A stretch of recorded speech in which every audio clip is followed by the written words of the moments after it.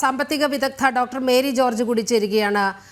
Mary teacher, ഇപ്പോൾ നവകേരള സദസ്സ് കഴിഞ്ഞു, ഇപ്പോൾ ഒരു 1.5 വർഷം പിന്നിട്ടു. പക്ഷേ അതിൻ്റെ നേട്ടങ്ങൾ എന്താണെന്ന് സർക്കാർ വ്യക്തമാക്കുന്നില്ല. ഇപ്പോൾ ഒരു യാത്ര കൂടെ മുഖ്യമന്ത്രി പ്ലാൻ ചെയ്യുകയാണ്. ഏപ്രിൽ 21 മുതൽ മെയ് 21 വരെ 1 മാസക്കാലം നീണ്ടു നിൽക്കുന്ന യാത്ര കാസർഗോഡ് നിന്നും തിരുവനന്തപുരം വരെ സംഘടിപ്പിക്കുകയാണ്. എങ്ങനെയാണ് ഈ സാഹചര്യത്തെ ടീച്ചർ കാണുന്നത്? അതായത് ഈ സാഹചര്യത്തെ നോക്കി കാണാനായിട്ട് നമ്മൾ വളരെ ദൂരെയൊന്നും പോകണ്ട. ആ സെക്രട്ടേറിയറ്റിന്റെ മുൻപില് ആശാ വർക്കർമാർ ഇന്ന് 35 ദിവസമായി സമരത്തിലാണ്. അവരുടെ കണ്ണുനീര് ഇന്ന് നമ്മൾ കണ്ടു, ചാനലുകളിൽ കൂടെ കണ്ടു. അതായത് ഒരു ഒത്തുതീർപ്പ് ചർച്ച നടക്കാനായിട്ട് NHM ഡയറക്ടർ വരുന്നു, പക്ഷേ ഒരു ഒത്തുതീർപ്പിലും എത്തിച്ചേരുന്നില്ല. അവരെ വന്നതുപോലെ നിങ്ങൾ പിരിഞ്ഞു പോകണം, നിങ്ങൾക്ക് മാനദണ്ഡങ്ങളുടെ പ്രശ്നം ഇനി ഇല്ലല്ലോ, അത് ഒഴിവാക്കിയല്ലോ. പക്ഷെ അത് പരിശോധിക്കുമ്പോഴാണ് അതിൽ പോലും അവർക്ക് കെണി ഒരുക്കി വെച്ചിരിക്കുകയാണ് ഗവൺമെന്റ് എന്ന് മനസ്സിലാകുന്നത്. ഏതായാലും ആശാ വർക്കർമാർ സമരം തുടരാൻ തന്നെ തീരുമാനിച്ചു. അതുപോലെ അവരോടൊപ്പം ഈ കേരളത്തിലെ മുഴുവൻ ജനങ്ങളും, അതായത് ഇത്ര കഷ്ടപ്പെട്ട് ജോലി ചെയ്യുന്ന ഒരു ജനത്തോട്, ആശാ വർക്കർമാർ ഇങ്ങനെ കാണിക്കുന്ന ഗവൺമെന്റ് എന്ത് നന്മയാണ് കേരളത്തിന് ഈ കഴിഞ്ഞ 8 വർഷം കൊണ്ട് ചെയ്തു വെച്ചിരിക്കുന്നത്?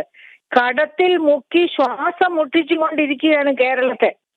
അങ്ങനെയുള്ള ഒരു സാഹചര്യത്തില് എന്ത് നന്മ ചെയ്തു? അതായത് നമുക്കറിയാം, കേരളീയം നടത്തിയിട്ട് എന്താണ് സംഭവിച്ചത്?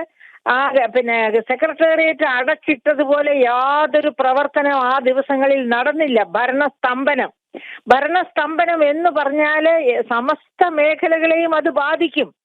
അങ്ങനെ ഭരണസ്തംഭനമായിരുന്നു ആ കേരളീയത്തിന്റെ സമയത്ത്. ഇനി നവകേരള സദസ്സിന്റെ കാലത്ത് ദൂർത്ത് നമ്മൾ കണ്ടതാണ്.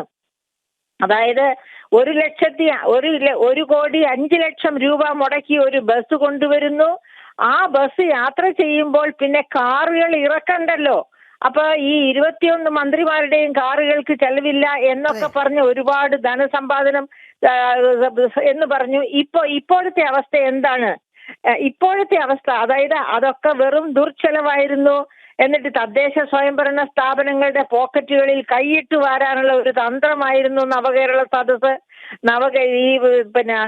ഈ പറയപ്പെട്ട തദ്ദേശ സ്വയംഭരണ സ്ഥാപനങ്ങൾക്ക് അവനവന്റെ എക്സിസ്റ്റൻസിനെ പറ്റി, അവനവന്റെ ശക്തിയെ പറ്റി, പവറിനെ പറ്റി അറിഞ്ഞുകൂടാത്തത് കൊണ്ട് അവര് ഈൽഡ് ചെയ്ത് കൊടുത്തു എന്ന് വേണം പറയാനായിട്ട്.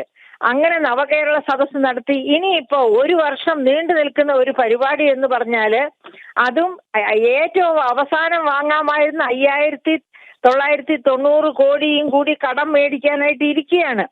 അങ്ങനെ ഇരിക്കുന്ന അവസരത്തിൽ അതുകൊണ്ട് തികയില്ല. എന്ത് ചെയ്യണം? അതായത് സഹകരണ സംഘങ്ങളുടെ കൺസോർഷ്യത്തിൽ നിന്ന് 2,000 കോടി കടമെടുക്കാൻ, അത് 9% പലിശയ്ക്ക് എന്ന് ഓർക്കാൻ വലിയ കടക്കണിയിലേക്ക് കടക്കണിയിൽ കേരളം അകപ്പെട്ടിരിക്കുന്ന ഒരു സാഹചര്യത്തിലാണ് അടുത്ത യാത്രയുമായി മുഖ്യമന്ത്രി ഇറങ്ങിത്തിരിച്ചിരിക്കുന്നത്. വളരെയധികം നന്ദി ഡോക്ടർ മേരി ജോർജ് ഈ ഘട്ടത്തിൽ പ്രതികരിച്ചതിന്.